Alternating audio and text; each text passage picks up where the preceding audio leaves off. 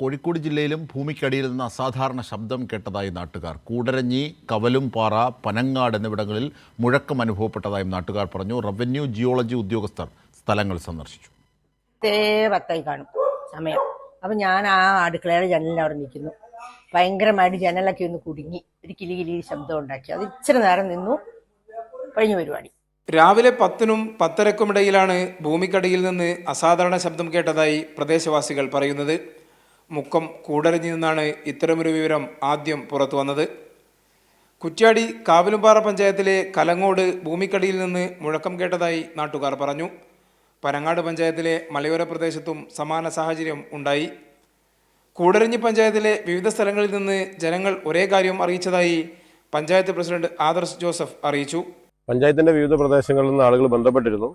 യഥാർത്ഥത്തിൽ ഇത് ഭൂചലനമാണോ എന്നുള്ളത് അറിയില്ല. വീടിൻ്റെ ജനലുകളിൽ ശബ്ദം കേട്ടു. മറ്റ് ചാരിവെച്ച കോണികൾ മറ്റും മറിഞ്ഞു വീണതായി ഈ ആളുകൾ പറഞ്ഞുള്ള അറിവ് മാത്രമേ ഉള്ളൂ.